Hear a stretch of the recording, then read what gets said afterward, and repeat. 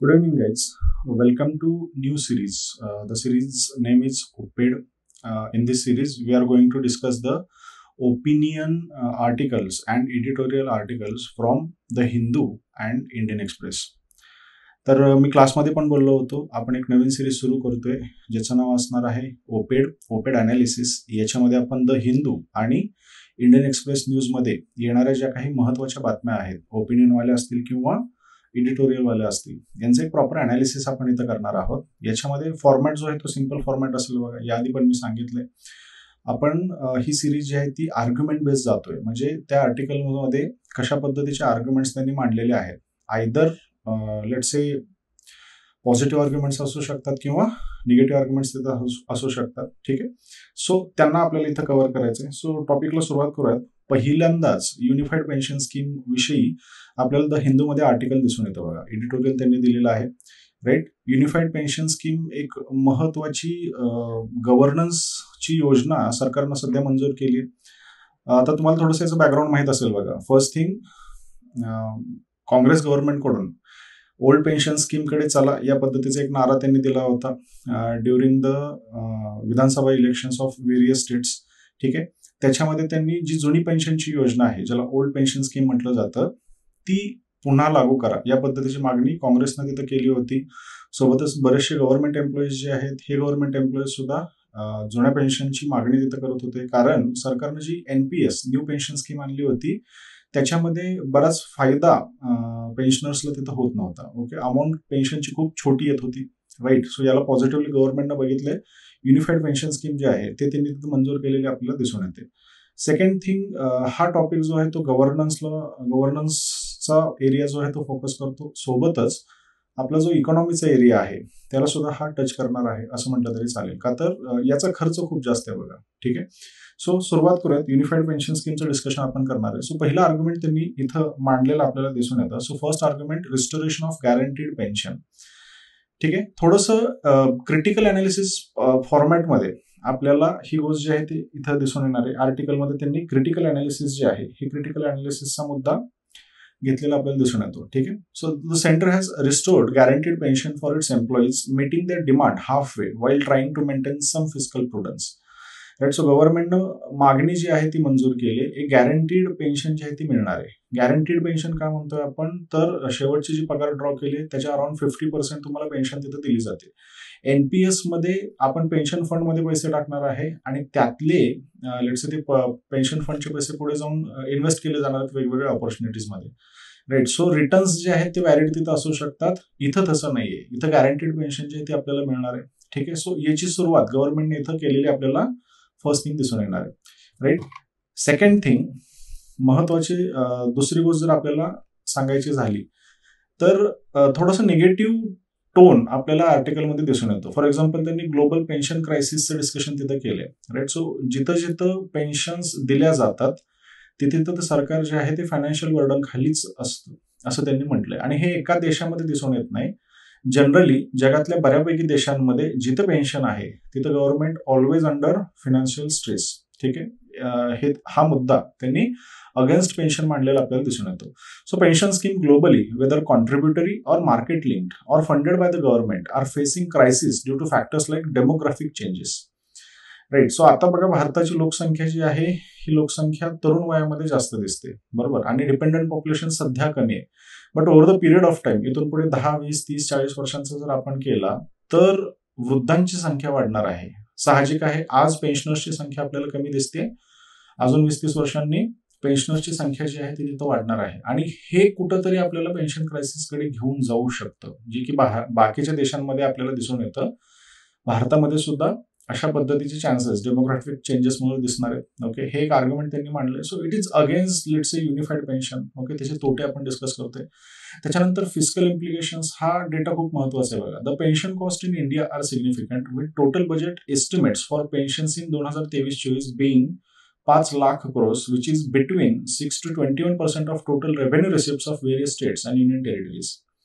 So सध्या जो काही पैसा ऍज अ पेन्शन दिला जातोय that stands around 5 lakh crores. खूप मोठा आकडा आहे हा. दरवर्षी आपण फक्त पेन्शनवर खर्च करतोय, राईट. आणि रेव्हेन्यू रिसिप्ट्स किंवा आपण महसुली उत्पन्न जे आहे याचा जर तिथं विचार केला तर हे प्रमाण 6 ते 21% वेगवेगळ्या राज्यांसाठी लागू पडलेलं आपल्याला दिसून येतं.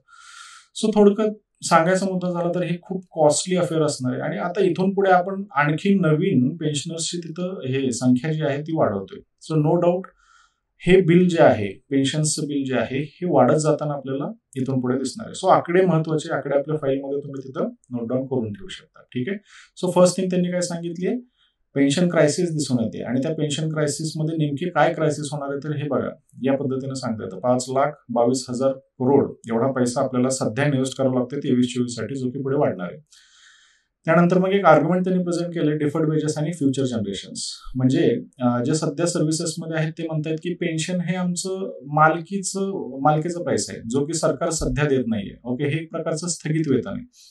राईट. सो थोडंफार अमाऊंट आम्ही आमच्या बाजूने टाकतोय, सरकार त्यांच्या बाजूने टाकतंय, आणि हे स्थगित झालेलं पेमेंट जे आहे ते आम्हाला रिटायरमेंट नंतर मिळणार आहे. राईट. सो हा पैसा आम्हाला मिळालाच पाहिजे, हे आर्ग्युमेंट सध्या पेन्शनर्स मांडतायत. याला एक काउंटर आर्ग्युमेंट पण येतं, फ्युचर जनरेशन्सचं काय. आज संख्या कमी आहे पेन्शनरची, उद्या जाऊन ही संख्या वाढणार आहे. थोडक्यात सरकारचा खर्च पेन्शनवर जास्त वाढणार आहे. अशा केसमध्ये त्या काळामध्ये जी जनरेशन कमवणारी असेल त्यांना सरकार पैसे द्यायसाठी कॅपेबल आहे का. सो फ्युचर जनरेशन्सचे ज्या नीड्स आहेत त्या नीड्स आपल्याला पूर्ण तिथं करता येऊ शकतात का. ठीक आहे. So pensioners argue that pensions are their deferred wages while other argue the pensions funded by the government come at the cost of future generations. ठीक आहे. सो हे एक आर्ग्युमेंट आपल्याला खूप चांगले इथं मिळाले बघा. त्याच्यानंतर पुढचा मुद्दा जो आहे तो government measures to manage pension cost. सरकार कशा पद्धतीने हे पेन्शन्स मॅनेज करणार आहे. सो थोडक्यात सरकारी कर्मचाऱ्यांची संख्या कुठेतरी कमी करते, ज्यामुळं पेन्शन्स देण्याचं प्रमाण जे आहे, जरी पेन्शन जास्त असली तरी पेन्शनर्सची संख्या फ्युचरमध्ये कमी होईल. ठीक आहे. सो अशा पद्धतीचा विचार त्यांनी तिथं केलेला आपल्याला दिसून येतो. याला एक काउंटर याच्यामध्ये सुद्धा केला बघा. So governments are outsourcing the jobs using short term services like schemes like Agnipath, living post unfilled to manage rising pension cost. ठीक आहे. सो सरकारकडनं सध्या सरकार भरती कमी प्रमाणामध्ये राबवली जाते. आता हे महाराष्ट्रामध्ये मागच्या काही वर्षांमध्ये दिसून आलं होतं, मे बी इथून पुढे सुद्धा 1-2 वर्षांमध्ये ते आपल्याला दिसू शकतं. राईट. सो नोकर भरती कमी केली जाते. आता ही नोकर भरती कमी करून तुम्ही पेन्शनची कॉस्ट कमी करताय. ठीक आहे. एक असं आर्ग्युमेंट इथं दिसतं आपल्याला. पण जर आपण बारीक विचार केला तर नोकर भरती न करणं हे पण तोट्याचं आहे. कारण बरेचसे विद्यार्थी असे आहेत की लेट्स से त्यांना सरकारी नोकरी म्हणून काहीतरी अर्निंगचं साधन तिथं मिळणार आहे, आणि त्यांची संख्या कमी झाली तर एक खूप मोठा सेक्शन नोकऱ्यातनं बाहेर पडू शकतो. म्हणजे एक एस्टिमेट आहे बघा, सेंट्रल गव्हर्नमेंटचा जर विचार केला तर अनफिल्ड पोस्ट अराउंड 30 lakhs आपल्याला दिसून येतात. 30 लाखांपर्यंत पदं जी आहेत ती केंद्र सरकारमध्ये रिक्त आहेत. एवढा मोठा आकडा तुम्ही रिक्त ठेवताय, गव्हर्नन्स करायचं तरी कसा, बरोबर. आणि हा रिक्त ठेवण्याचं कारण काय आहे, कारण दिसून येते की आपल्याला पेन्शन्स किंवा त्यांच्या पगाराचा इश्यू आपल्याला तिथं सांगता येतो. सो हे एक आर्ग्युमेंट आणि त्याचं काउंटर आर्ग्युमेंट आपल्याला इथं देता येतं. त्याच्यानंतर shortcoming of new pension scheme, जी नंतर ओल्ड पेन्शन ओपीएस नंतर एनपीएस जी चालू केली होती ती मार्केट लिंक्ड होती बघा. मार्केट कधी वर जाईल कधी खाली जाईल. सो साहजिक आहे त्यातनं मिळणारा जो पैसा आहे हा सरकारला तिथं जास्त पेन्शनरला तिथं जास्त मिळत नव्हता. ठीक आहे. आणि त्याच्यामुळं विरोध आपल्याला दिसून येतो. So the NPS, which is market linked, has not provided adequate returns for retirees offering less than the old guaranteed pension scheme. बरोबर. सो त्याच्यामुळं मग पुढे पॉलिटिकल प्रेशर जनरेट व्हायला सुरू होतो. The Congress parties push to restore the old pension scheme put political pressure on ruling BJP leading to a compromise. So बीजेपीचं म्हणणं हेच होतं की लेस गव्हर्नमेंट, आम्ही पेन्शन्स वगैरे म्हणजे ओपीएस कडे आम्ही शिफ्ट होणार नाही. पण त्यांना कुठंतरी ऐकावं लागलं, पॉलिटिकल प्रेशर जो आहे तो त्यांना घ्यावा लागला आणि युपीएस कडे, युनिफाईड पेन्शन स्कीम कडे आपल्याला तिथून पुढे जावं लागलं. मग आता युपीएस मध्ये नेमकं काय, UPS was introduced as a middle class offering a pension of 50% of average basic pay for last 12 months before retirement with a minimum pension of 10,000 rupees. आणि याच्यामध्ये सेंटर्स कॉन्ट्रीब्युशन जे आहे ते 14 पासून 18% वाढलेलं आपल्याला दिसून येतं. राईट. सो गेल्या वर्षभरामध्ये, रिटायरमेंटच्या आधी वर्षभरामध्ये आपली जी एकूण पेमेंट आहे त्याची ॲव्हरेज काढली जाईल आणि त्याच्या मिनिमम 50%, बेसिक पेच्या 50% अमाऊंट जी आहे ही ॲज अ पेन्शन तिथं ऑफर केली जाईल. आणि हे करत असताना मिनिमम पेन्शनचा पण क्रायटेरिया ठेवला आहे. कमीत कमी आम्ही 10,000ची पेन्शन इथं प्रोव्हाइड करू. या पद्धतीनं आपल्याला ही युपीएस स्कीम जी आहे ती तिथं सांगता येते बघा. ठीक आहे. मग यामध्ये पुढचं एक इंटरेस्टिंग आर्ग्युमेंट तिथं मांडलंय, role of government employees as an organised pressure group. Government have successfully pushed for the restoration of their guaranteed pensions, highlighting their influence. They should accept the UPS, which provides a balanced solution rather than protest against the requirement for employee contributions. So employee contributions जे आहेत ते तिथं कमी करणं गरजेचं आहे. ठीक आहे. त्याच्यानंतर दुसरे खूप इंटरेस्टिंग आर्टिकल आले. जस्टिस के हेमा कमिटी यांची रिपोर्ट जी आहे ही रिपोर्ट बाहेर आली होती. जस्टिस के हेमा कमिटी जी आहे ती केरळ गव्हर्नमेंटनं अपॉइंट केलेली कमिटी आपल्याला दिसून येते बघा. ओके. आणि women's exploitation at work place, specifically film इंडस्ट्रीमध्ये ज्या महिला काम करतात त्यांचं एक्सप्लॉयटेशन त्याच्याविषयीची ही कमिटी आहे. इवन दो केरला गव्हर्नमेंटची असेल, केरळाच्या फिल्म इंडस्ट्रीची ही कमिटी असेल, तरी याची इम्प्लिकेशन्स आपल्याला संपूर्ण भारतामध्ये ज्या काही फिल्म इंडस्ट्रीज दिसून येतात त्याच्यावर पडण्याची शक्यता तिथं आहे. सो द हिंदूने याला कव्हरेज दिले. सोबतच एक्सप्रेसनं सुद्धा, इंडियन एक्सप्रेसनं सुद्धा या कमिटीला कव्हरेज दिलेलं आपल्याला दिसून येतं. ठीक आहे. सो ही एक दुसरी महत्वाची न्यूज आजच्या न्यूजपेपरमध्ये दिसून येते. राईट. सो कमिटीमध्ये काय काय सांगितले, त्यांचे फाइंडिंग्स काय आहेत. सगळ्यात पहिलं आणि महत्वाचं फाइंडिंग आपल्याला दिसतं की sexual exploitation and discrimination. Women in Malayalam film industry face sexual exploitation and are often required to exchange sexual favours for the role. म्हणजे ज्या महिला फिल्म इंडस्ट्रीमध्ये, सिनेमाच्या उद्योगामध्ये काम करतायत, जर त्यांना काम हवं असेल तर कुठेतरी सेक्शुअल फेवर्स त्यांना द्यावे लागतायत. त्यांचं सेक्शुअल एक्सप्लॉयटेशन सुद्धा होत असताना तिथं दिसते. आणि कमिटीने ही फॅक्ट ऍक्सेप्ट केली आहे की अशा पद्धतीच्या घटना ज्या आहेत, कास्टिंग काउच म्हटलं जातं बघायला. राईट. सो अशा पद्धतीच्या घटना ज्या आहेत या घटना आपल्याला केरला फिल्म इंडस्ट्रीमध्ये दिसून येत आहेत. आणि साहजिक आहे, आपण असं सुद्धा म्हणू शकतो की या घटना ज्या आहेत ते बाकीच्या ठिकाणी सुद्धा तुम्हाला तिथं दिसू शकतात. दुसरं फाइंडिंग त्यांनी सांगितलंय, those who refuse to sideline. बरोबर. Those who refuse to sideline, जर विरोध करण्याचा प्रयत्न कोणी केला तर त्या केसमध्ये त्यांना तिथं काम मिळणार नाही. बरोबर. आणि हे काम न मिळणं म्हणजेच काय, स्वतःच्या पोटावर पाय देणं. सो कुठंतरी ब्लॅकमेलिंग जी आहे ही ब्लॅकमेलिंग आपल्याला इंडस्ट्रीजमध्ये, फिल्म इंडस्ट्रीमध्ये तिथं दिसून येणार आहे. ठीक आहे. त्याच्यानंतर दुसरी एक गोष्ट त्यांनी आयडेंटिफाय केली की वर्क प्लेसच्या ठिकाणी, म्हणजे जिथं या महिला काम करतायत इंडस्ट्रीजमध्ये, सिनेमामध्ये जिथं शूटिंग चाललेली आहे तिथं लॅक ऑफ बेसिक फॅसिलिटीज, आपल्याला मूलभूत सुविधा ज्या आहेत त्या दिसून येत नाही. Women in industry lack access to essential facilities such as toilets, safe accommodation. These conditions violate women's right to privacy and create unsafe working environment affecting their dignity. So dignity point of view जर आपण बघत असेल तर त्या केसमध्ये त्यांना ती maintain करता येत नाही, कारण शूटिंगच्या ठिकाणी तुम्हाला बेसिक फॅसिलिटीज मिळत नाही. राईट. सो शूटिंग मध्ये जाण्यासाठी सेक्शुअल फेवर्स देणं गरजेचं, आणि ते झाल्यानंतर तुमच्या ज्या बेसिक फॅसिलिटीज ज्या आहेत त्या सुद्धा तुम्हाला तिथं पूर्ण करता येत नाहीत. बरोबर. मग आता याच्यावर सोल्युशन काय काढायचं, कारण सध्या इंटरनल कंप्लेंट्स कमिटी नावाची एक समिती अपॉइंट करण्यात येते, जी कमिटी अशा पद्धतीच्या एक्सप्लॉयटेशनच्या केसेस ज्या आहेत यांना तिथं हँडल करते. पण के हेमा कमिटीचं म्हणणं आहे की जरी ही कमिटी एक्झिस्ट करत असली तरी या कमिटीला इतकं इफेक्टिव्ह काम तिथं नाही करता आलं. The existing internal complaints committee are not effective for film industry and independent body is needed. बरोबर. सो सध्या जे स्ट्रक्चर आहे it is not sufficient. Right. So नवीन स्ट्रक्चर तिथं आपल्याला आणणं गरजेचं आहे. And independent body is needed. Power dynamic in the film industry make it difficult for ICCs to operate without bias, requiring a more impartial system for addressing the complaints. कारण बघा, जे let's say खूप पैशावाली जनता आहे, पैशावाली let's जे dimension आपल्याला इंडस्ट्रीमध्ये दिसून येतं, त्यांचा इन्फ्लुअन्स या इंटरनल कंप्लेंट्स कमिटीवर खूप जास्त आहे. आता इकडून जर कोणी विरोध करत असेल तर साहजिक आहे या इंटरनल कंप्लेंट्स कमिटीमध्ये असणारे जे काही लोक काम करणारे आहेत ते सिनेमामध्येच काम करतात. सो त्यांना तिथं काम मिळणार नाही, त्यांचा तिथं रोजगार जाऊ शकतो. राईट. सो हे एक ब्लॅकमेलिंग जे आहे हे आपल्याला कमी करायचं असेल तर एक इंडिपेंडंट बॉडी असणं गरजेचं. राईट. सो इंडिपेंडंट असेल तर मग पोटापाण्याचा प्रश्न त्या व्यक्तींचा तिथं नसणार आहे, या पद्धतीने आपल्याला सांगता येतं. सो एक रेकमेंडेशन अशा पद्धतीचं त्यांनी इंडिपेंडंट रिड्रेस मेकॅनिझम म्हणून केलेलं आपल्याला दिसून येतं.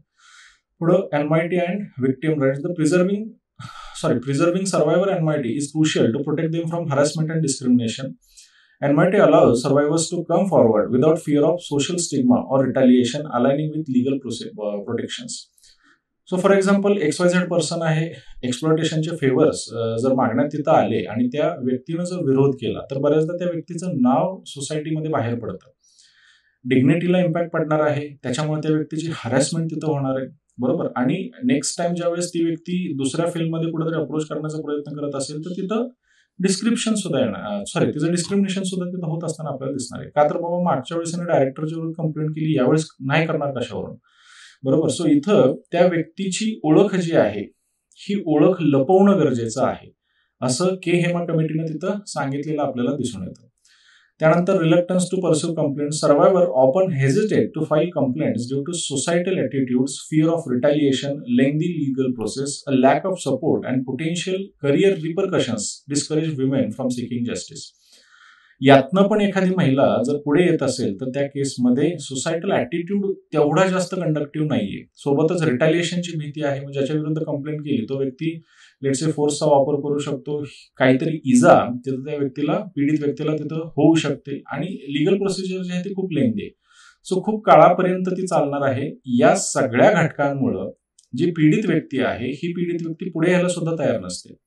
डिस्क्रिमिनेशन होणार आहे, जॉब मिळणार नाही, रिटॅलिएशन होणार आहे, सोशल ॲटिट्यूड जे आहेत ते त्या व्यक्तीविषयी निगेटिव्ह होणार आहेत. सगळ्यात महत्वाचं, लिगल प्रोसेस न जरी जायचं झालं तरी ही खूप लेंथी प्रोसेस आहे, बरोबर. सो या सगळ्यांचा परिणाम आपल्याला त्या व्यक्तीच्या ओव्हरऑल कंप्लेंट्सवर दिसून येतो. सो व्यक्ती ती कंप्लेंट करणारच नाही. त्यानंतर स्ट्रक्चरल रिफॉर्म्स आपल्याला इथं गरजेचं आहे. The industry requires structural reforms to address power imbalance and improve working condition for women. Systemic changes are necessary to eliminate exploitation and create fair and safe environment. बरोबर. Overall सगळ्या गोष्टींचा scratch पासून विचार करा, स्ट्रक्चर जे आहे ते तयार करा, या पद्धतीने सांगितलंय. मग आता याच्यामध्ये गव्हर्नमेंटचा रोल काय? आता हे सगळं बोलून होणार नाहीये, गव्हर्नमेंटचं इथं प्रोएक्टिव्ह रोल असणं गरजेचं. सो त्यांनी सक्रिय भूमिका घेणं गरजेचं आहे. The government should play a proactive role in implementing the recommendations of Hema committee report. The government intervention is essential to challenge the existing power structure and ensure effective reforms. So proactively गव्हर्नमेंटने इथं पुढे येणं गरजेचं आहे, असं म्हटलं तरी सुद्धा आपल्याला चालणार आहे, right. Report can empower women to speak out, drive societal changes by highlighting issue of exploitation and discrimination. So कुणीतरी या विषयाला तोंड फोडलेलं आहे, याचा फायदा घ्या, पुढे या आणि डिस्कशन सुरू करा. हे डिस्कशन सुरू झाल्यामुळे सोसायटीचा अवेअरनेस वाढेल की असं असं पण फिल्म इंडस्ट्रीमध्ये दिसून येतं. ऍक्टिव्हली सगळ्या सोशल मीडियावर त्या गोष्टीची चर्चा होऊ शकते, आणि कुठेतरी चेक जो आहे सरकारने जरी टाकत असतील तरी एक चेक, मॉरल चेक जो आहे हा चेक बसायला तिथं सुरू होतो. म्हणजे एखाद्यानं सेक्शुअल फेवर मागायचा जरी विचार केला तर त्याला हे सगळं पुढचं पिक्चर क्लिअर होऊन जातं. सोशल शॅमिंग आहे तो प्रकार तर घडणार आहे, बरोबर. सो लोक त्याचे पिक्चर्स बघणार नाहीत. म्हणजे एखाद्या डायरेक्टरने जर असं काय केलं असेल तर त्याला आपण थोडक्यात बॉयकॉट तर नाही म्हणता येणार, पण सोशल बॉयकॉट, ओके, या पद्धतीचं काहीतरी तिथं होऊ शकतं. आणि याला घाबरून तो व्यक्ती सेक्शुअल ॲडव्हान्सेस जे आहे हा तिथं मागणार नाहीये, बरोबर. So increased awareness and solidarity can lead to greater advocacy for gender equality and accountability in the industry. Okay, आत्ताच ही गोष्ट आपण एक्सप्लेन केली. अशा पद्धतीचं हे तर झालं, पण याबरोबर हा ॲटिट्यूड का दिसून येतो? Exploitation in the film industry is link to broader cultural issues such as patriarchal structure, informal work arrangement. Understanding these cultural factors is crucial for addressing the root cause of exploitation, बरोबर. So पितृसत्ताक संरचना जी आहे, okay, यामुळं महिलेला देतानाच किंमत कमी दिली जाते. सो कुठंतरी आपण ज्यावेळेस हे संपूर्ण गोष्टी रिस्ट्रक्चर करतोय, एक नवीन इंडिपेंडंट कमिटी जर तिथे घेऊन येत असेल तर हे कल्चरल इश्यूज जे आहेत हे अकोमोडेट होणं तिथं गरजेचं. जे आत्ता आहेत तेच पुन्हा फिरून वेगळ्या शब्दांमध्ये आणणं चुकीचं आहे, बरोबर. या पद्धतीनं आपल्याला इथं थोडंसं काम करावं लागेल.